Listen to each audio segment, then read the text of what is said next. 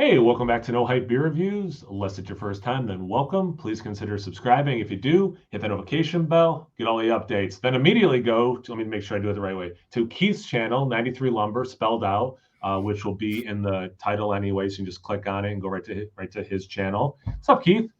Not much. How are you doing? I'm good, man. I'm good. I am so excited because you sent me this beer and it's double barrel aged, and I've liked all the versions I've ever had of this beer. Um, it's it's Ralphius, and people who've been watching this will be the last video. My like little theme of doing releasing 4 of these in a row, but I have not consumed these 4 days in a row. So it's 2022's double barrel Scotch and bourbon. So I'm really excited because I love Scotch. I was actually at a little party last night called Burns Night. A friend of mine married a woman from Scotland, and it's about the poet Robert Burns. And I drank a lot of Scotch, is my point last night. So I'm excited that this has the Scotch and the bourbon barrel aging. Now, you haven't had this beer before, right? Like this specific one? No. No? Okay. So Imperial Stout aged for 1 year in Scotch whiskey in a Scotch whiskey barrel and bourbon barrel. 13 point, I think is it 6% ABV? Yeah. Yep. Thank you. I couldn't tell if it was a 6 or 8 at first. This variant spent time in 2 unique whiskey barrels over the course of 1 year, featuring notes of fudge, toffee, and smoky bog moss. I love like a peaty Scotch, so that has me really excited. So I don't know if it was exactly 6 months in one barrel and 6 in the other, or how much time in each barrel. But anyway, I'm super excited to get into this. Anything else, Keith, before we open it up? Oh, no, I don't think so. Yeah. I will say I'll add a little thing. I did get this when I went to Free Will and picked up these bottles. They still had what was it? What variant was it? I got this one because literally the people in front of me in line. It was a different double barrel. Yeah, it was like Heaven Hill and something. Yeah. And I think it was like 2 bourbon makers barrels or whatever. Not, but like, and yeah, fair enough. I mean, that was the one I was like in the moment, kind of like, oh, whoa. But again, I love that peaty Scotch thing. So if this has some of that, like I'm stoked on that. Yeah, I'd say this looks like the other ones. It's mostly black, a little bit of brown. Yeah. When I know it's off camera, I apologize to people watching, but there's a good carbonation to it when I hold it up to the light over there.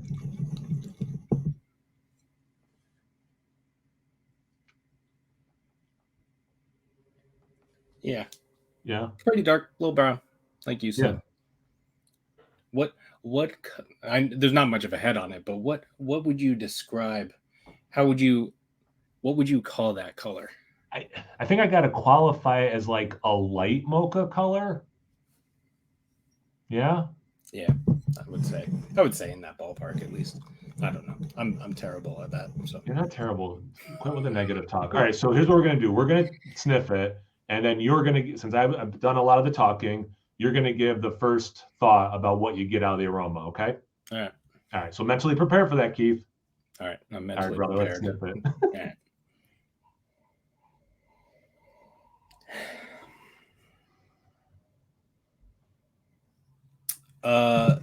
There is 2 things immediately come to mind, like cacao nib chocolate thing. It's not just cacao nib. There is another additional chocolate thing to that. And then there is that like there is a little bit of that peaty smokiness thing. Those are the first 2 things that yeah. You took my 2, so thank you for that. No, the cacao nib chocolate thing, it's interesting because I don't think it just smells like a dark chocolate bar that has a high % cacao. I think it kind of smells like cacao nibs, and in addition to a nice chocolate thing. Yeah. And yeah, there's just enough of what I'm thinking will be a little peaty, smoky note. Actually, and people will appreciate that I'm saying this, I get some vanilla out of that actually from the barrel aging. Yeah. A little bit of vanilla. A little bit of like, I feel like I'm getting, and I might just be like reaching for this, but a little bit of like a general, like a little bit like I don't know where it would be coming from, but like just like a general like baking spice kind of thing. Ooh, okay. Like not super, it's not like super cinnamon or nutmeg or anything like that, but just, and I don't know, it might be coming from a little bit of that peatiness is where I might be getting it from, but I get a little spiciness, like almost like if I was doing this blind, I might think, oh, is it like a rye whiskey barrel? So like oh I yeah, definitely get a little yeah, spicy thing. And to build off of what you're saying, like yeah, not full on cinnamon, not full on nutmeg, but almost like closer to like before you ground it up or broke it up, wherever, like more easily releasing the essential oils. It's kind of like spice that way. It's yeah. not totally in your face spice. Yeah. Actually, I would go like if I was gonna name specific baking spices, I would probably name clove and ginger is probably Ooh. closer to what I'm getting. I like that ginger thing a lot, actually. And that, I mean, this beer, like, that's not something I would have thought when I opened this beer that I would get Right. any ginger. But you're right, there is like this. Oh my God, like It's weird, right? that is Like unmistakable. Like this is one of those light bulb moments. That is unmistakably a little bit of a ginger note. Wow, Keith, that's I almost didn't say it because I felt weird because I'm that. like I'm like this is like there's no real adjuncts other than the barrel, Yeah, and no, and like saying a barrel aged non adjunct beer smells like ginger is I would think, or I do think, is a weird thing to say, but I think like that's yeah, the best note so far that was said. And when I went in just then looking for the ginger specifically, I got it a little bit with the alcohol, which I don't get much alcohol in the aroma, but yeah, it made me think of like how like vanilla will be in alcohol, like it almost like was intensified by the alcohol. Um, any other thoughts before we dive in? yeah. um there was one thing I was gonna say.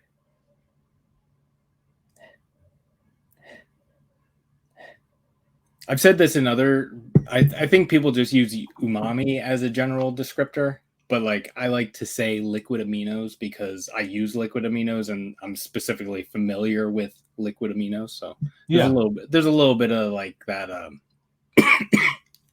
umami soy sauce kind we of thing. have like soy sauce, tamari, and liquid aminos. So like, Yeah, and they're very similar, but there is a subtle difference with those things. So I totally get what you're saying. It's not like mushroomy right. umami. It's more, yeah. I'm right there with you. Yeah. All right. Oh, Yeah. sorry. But other than that, no. Hey, man. I'm Cheers. Thanks ready. again for the beer. I really appreciate it, Oh, Keith. you're welcome. Cheers.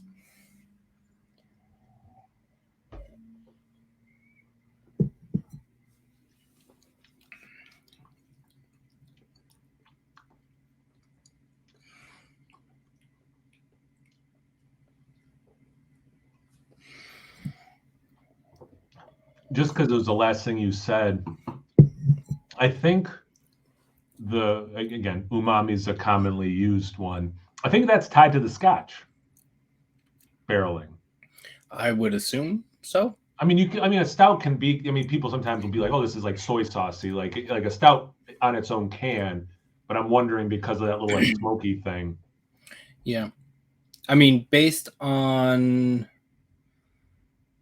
because I don't think I really, maybe I can't remember if I got, did we get that in the other one we did? Did we get any Oh, of the, they had the Hemingway picture yeah, on it. or like, because I can't remember if I had Yeah, that note in any of the other I don't Ralphius ones that I've had. I don't remember it from that one that doesn't have the Ralphius name on it, but is the same base beer. I don't think in the other reviews I've done for this theme week that I got that.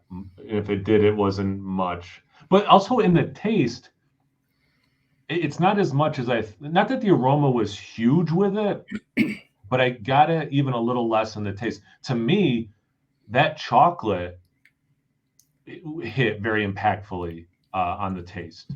I think this is a very chocolatey beer, which I love. Like that's a good thing. Like I love chocolate.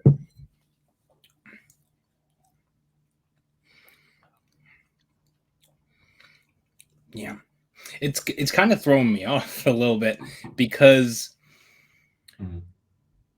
the spirit isn't super big.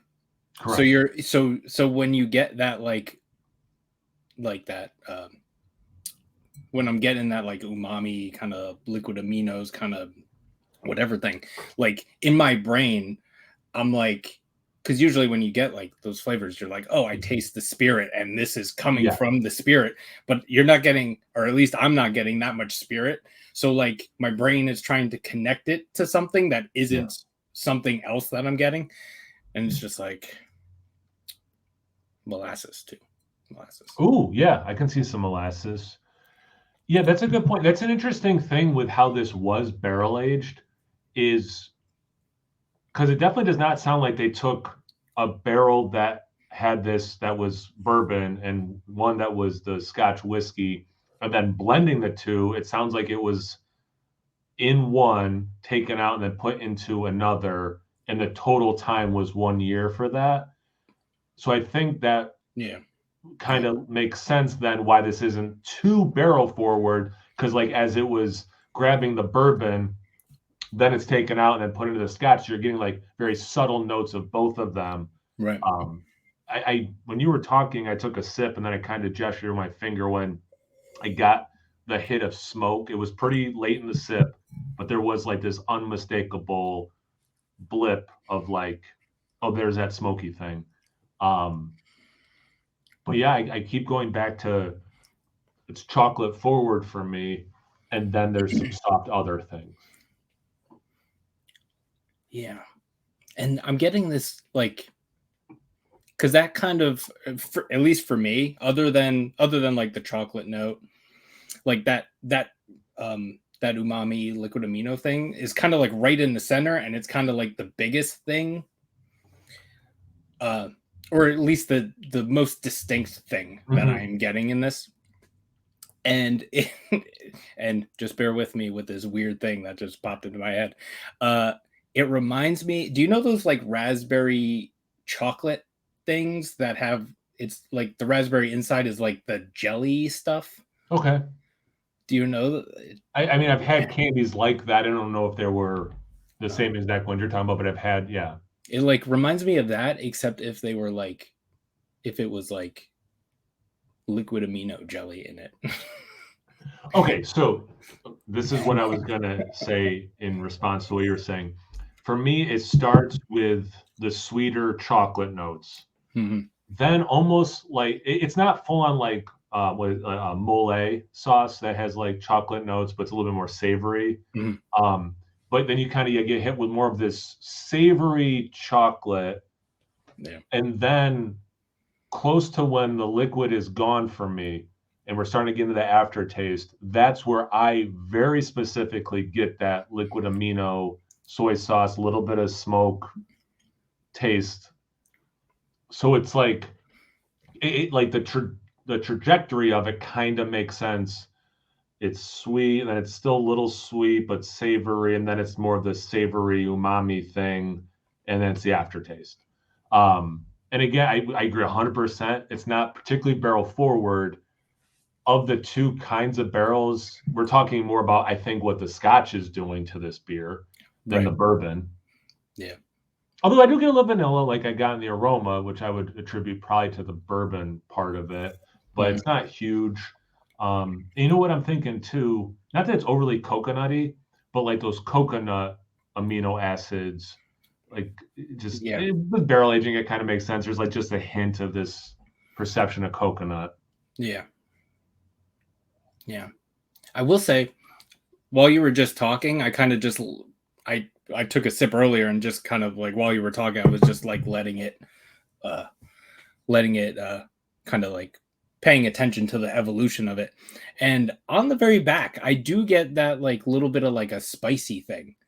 It's I would say like if I was going to say anything, I would say probably specifically ginger Yeah. kind of or like a rye kind of like you said. Yeah, no, I There is get. like a spicy Yeah, to me, it's thing. a little generically spicy, except here's how. Not that this drinks like one of those stronger ginger beers. Like, not, I don't mean like an alcoholic ginger beer, but like, I'm trying to think of a, nationwide brand of a ginger beer. I can't think of one, but like one of the more strong ones, like Fever Tree or something. Yeah. Ginger beer. Um, and like how that, like ginger is spicy. So it's got like this generic spiciness that, yeah, could be attributed to something like a rye thing. But then there is this like, and it's low. It doesn't drink like ginger beer. Like, please, no one misunderstand me. But like, it has how that is like a spicy thing. Yeah. Oh. But yeah, like, and it's not like this at any point is spicy like a Mexican style like chocolate spicy. It's not that kind of spicy. This is actually pretty interesting. For okay, so I see that my food is getting delivered soon. So I don't want to wrap it up too fast, but I also don't want to go too long. But because I have tried to do the 4 that you sent, and I got sick for a few days in there, so this was spanned out a little longer than I had wanted. So at this point of recording, I'm releasing a little out of order. I've done the base, the vanilla. I've not done the coffee yet, even though people watching will have seen the coffee review before this. Those were just obviously delicious and exactly what they are supposed to be. I quite like the taste. Don't misunderstand me, but this has that interesting thing, which I appreciate because it's like it's not that those other ones were like paint by numbers, like, oh yeah, it's a vanilla style. It's supposed to taste like. They were delicious, but like this has that interesting piece, which you drink a lot of the same styles. You want that interesting, different thing sometimes. Yeah. Right.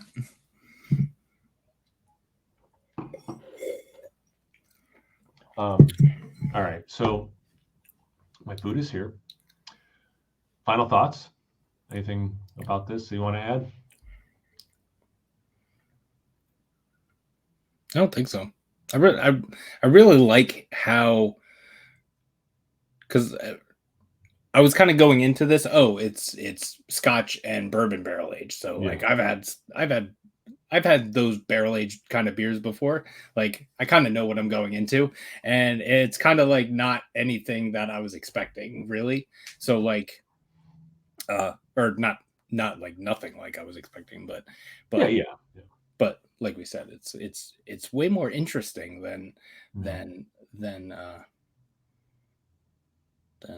yeah. Yeah, I haven't had a lot of beers that tasted like this. I mean, again, like the chocolate element, yes, I've had that before, whatever. But like in a good way, again, like not a paint by numbers. It's the same as every other one I've ever had. It's interesting in a cool way, in a tasty way. Yeah. All right. Well, again, everyone, this is Keith from 93 Lumber. If you don't already watch his channel, so you should. If you don't, he'll be in the title where you can just click it. I'll also put in the description box if you prefer it there, ladies and gentlemen. So 2 ways in this video you can easily find Keith at 93 Lumber, spelled out. Keith, one more time. Thank you again for sending it. I really appreciate it. It's weird. I'm not looking at the camera, but I'm looking at you directly on my screen. Thanks again, brother. I really appreciate the beer. Everyone for watching. I appreciate you as well. Comment below, get at us. What are your thoughts? Have you had this beer before? Have you had a beer that had bourbon and or Scotch aging that you want to tell us about? Anything, everything, comment section below. Get a conversation going. Once you're done doing that, make sure you check me out Instagram and Untapped. No Hype Beer Reviews at both those places. So please like, comment, subscribe, and most importantly, imbibe. Cheers, everyone. Thanks again, Keith.